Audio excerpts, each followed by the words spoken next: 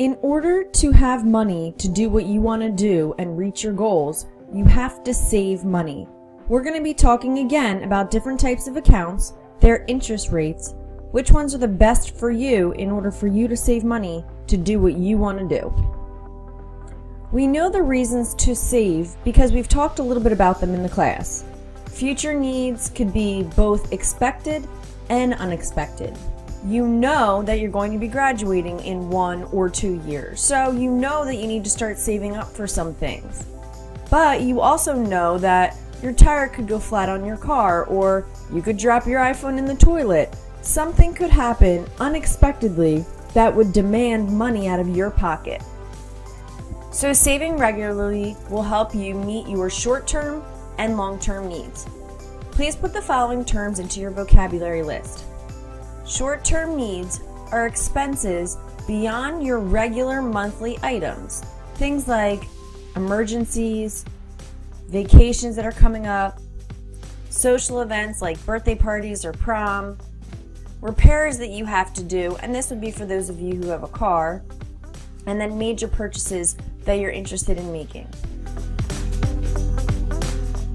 Long-term needs are expenses that are costly and require years of planning and savings. Things like home ownership, getting a further education in a college or a vocational school, retiring when you become a certain age, or just investing your money in certain things. Those are all things that you want, they're in the future, and it's going to take you a long time to get the money together for it. The amount of money you save depends on a bunch of different things. The amount of money you have in disposable income, meaning after you've paid all your bills and gotten all your taxes taken out, what's left. The amount of money you save is also dependent on how important you think it is. So maybe at the end of the month you have some extra money and you'd rather go shopping than put it in an account. Maybe you don't think putting all of that into a savings account is that important. You also might save money because you know you have upcoming wants and needs. And finally, your willpower, your ability to take money, put it aside, and not touch it.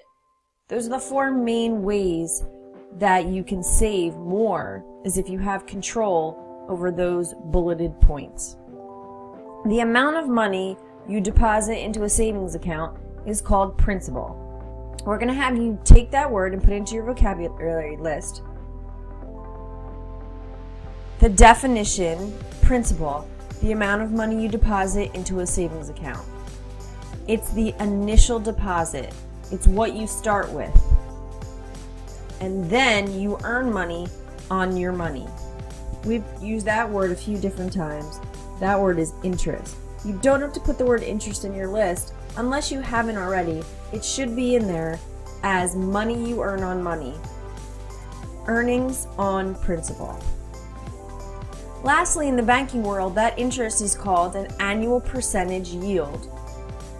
It's the interest rate on a yearly basis that a bank can offer you for giving them your money. So when you put the principal amount of a couple $100s into a savings account, the APY is what the bank gives you on top of that. These are 2 charts showing interest. Simple interest is just that. In year 1, I could put $100 into an account. This is my principal amount. The bank is going to offer me 5% APY, or 5% interest, which means that they will put 0.05 or 5% on top of my $100.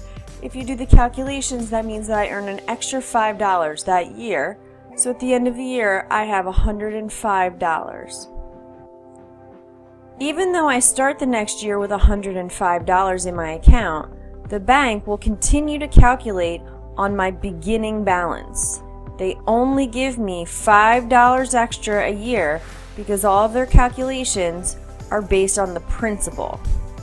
So this year I earned $5 more, so I'm at 110, then at 115, 20, 25, and if I leave my money in there for 50 years, at the end of 50 years, I'll have earned $350. It's not that great of an interest rate to see simple interest. And what makes matters even crazier is that there are no banks that offer that much interest. 5% interest for a bank is actually a lot. And that's why people don't say that putting your money into a savings account is a type of investing. Putting your money into a savings account is almost like having a safety net. You're putting money in, the bank is putting a little teeny weeny bit of interest onto that account, but really you're keeping it there so that it's not in your wallet and you're not spending it. We'll talk about what you can do with your money if you really want interest to be added. But for now, we are talking about a savings account as a way to put money aside, not earn interest on it. The other type of interest is compound interest. Again, this is the chart at the bottom, and that shows a little bit of a different situation. The interest rate at this particular bank is 6%. Again, that's way higher than what banks are offering right now. Banks right now are offering like 0.01%, and we'll look at a few of those today. But if you are going to look at a compound interest chart, and I'll just wait until that silly thing goes away at the bottom. If year one you put $100 in, the interest earned on it is $6. That's that white column. And then the end balance at the end of the year is $106. This compound interest says, okay, we're going to start you at $106 next year, and we're going to calculate on $106, as opposed to the first bank that said we're going to keep that $100 as what we use our calculations on. So with compound interest, you start with $106, you calculate 6%, which is the middle column, $6.36, and you add it.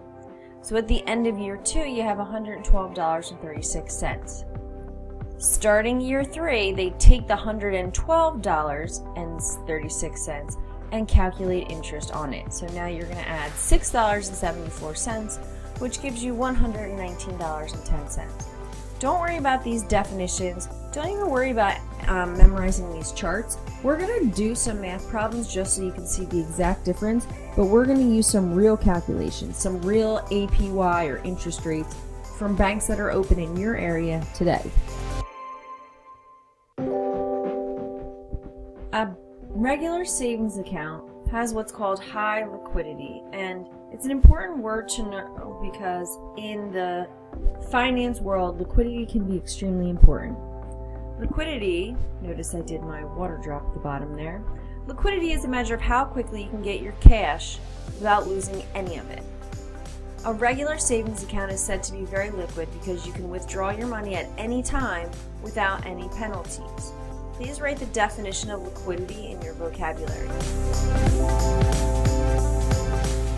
Just to give you a comparison, a house is not very liquid.